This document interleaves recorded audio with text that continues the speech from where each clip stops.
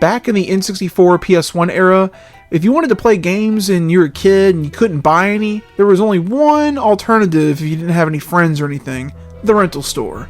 Rental stores were very popular back in the day until streaming services took over.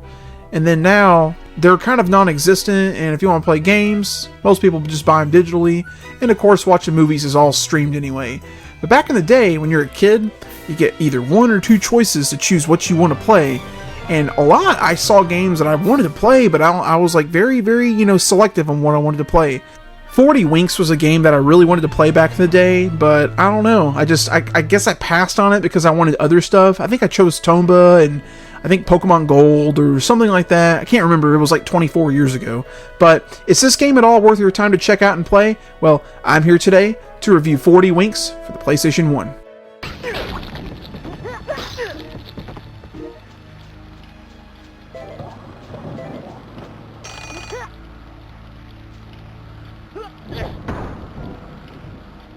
"40 Winks" came out in 1999 only for the PlayStation 1. It was developed by Eurocom Entertainment and published by GT Interactive. Eurocom has made a lot of games, actually, even since the NES days. The only game they ever made on the NES was Magician, which is a game that no one talks about. And they also made a lot of numerous Disney games on the PS1, even Crash Bash. They've made a lot of stuff, for sure.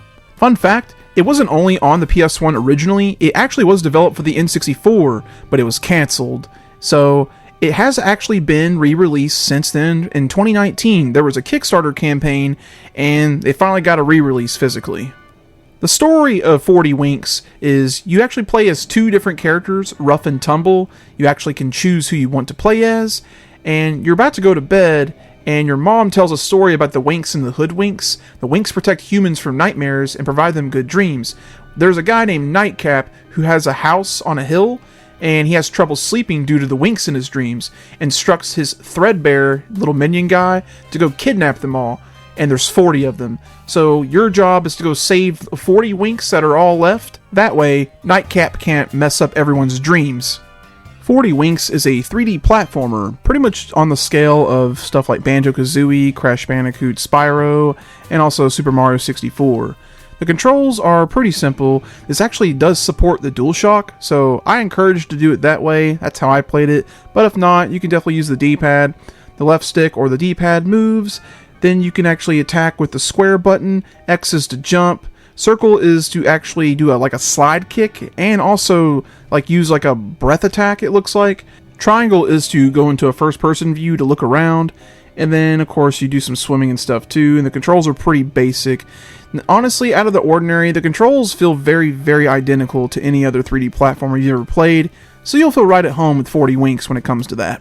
There are 6 worlds and 3 levels each in this game, with a boss at the end. Each level does get kind of longer than the last and more challenging. As of any other 3D platformer, there are collectibles and pickups that you do get throughout the game. With your health, you get Z's. Z's heal you, just like, coins in Mario, but you don't have a life bar. It's an item counter, so that's how you keep track of that. Then you get moons too, and moons are your ammunition. They're mostly used with your power-ups that you'll usually get throughout the game at certain points, but you can actually shoot the little ghost thing I was telling you about. You can shoot it out. That actually uses a moon. Dream Keys are the biggest collectible too, aside Winks. And Dream Keys, you have to get 4 in every stage, and they're required. The game did not tell you this, and I failed to know that because I was confused in the first world. I was like, why can't I fight the boss yet?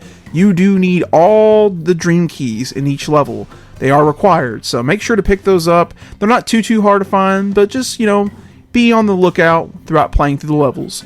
Also, there's cogs. Cogs are definitely like the roadblock in the game. If you can't get through a certain door, it'll tell you how many cogs you'll need. You'll need to get a certain amount of cogs required for what the door says, and you'll usually fight enemies or open chests to get those. And obviously, the big gold star collectible in this game are the Winks. Oh boy, you guessed it right, you're a winner. Yeah, you have to collect 40 of these to get through the whole game and beat the final boss, and there's usually 2 or 3 per level. So you usually run into them because you're not actually able to leave until you get them all.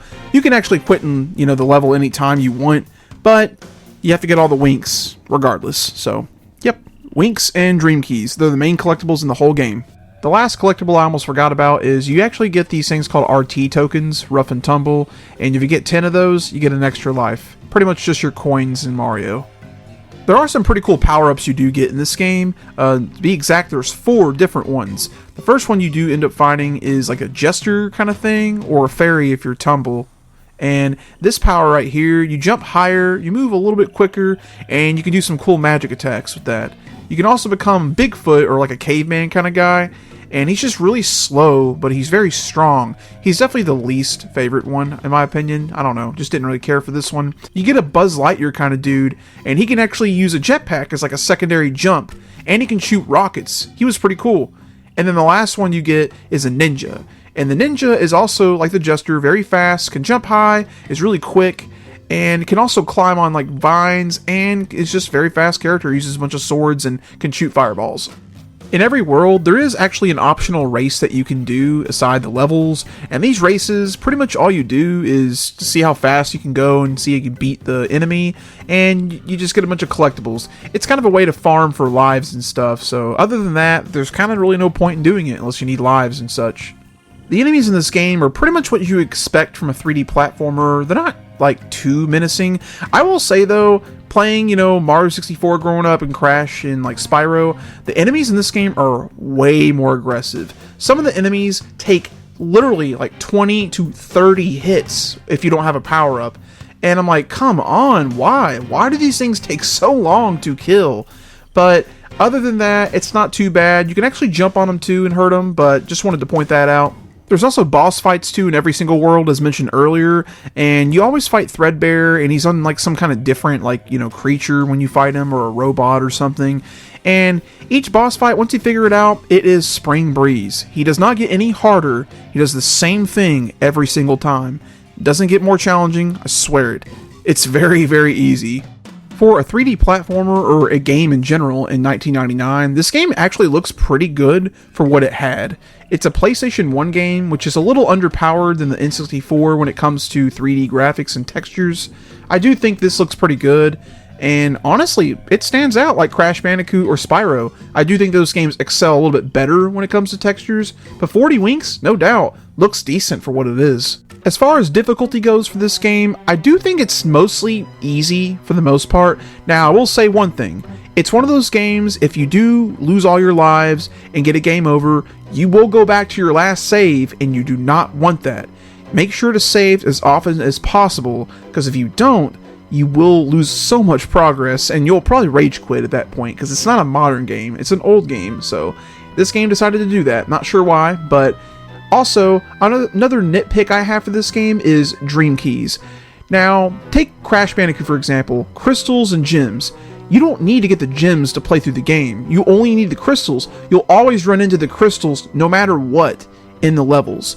Well, with this game, you have to get the Winks, which makes sense, but the Dream Keys are required, and I don't understand why, because you have to get them to fight the boss, but what if you miss it? And there's no way to map it or anything, so you have to go back to the level, backtrack, try to find it. And they're not like super hard hidden, only a couple levels do, but it's just a little annoying, that's all.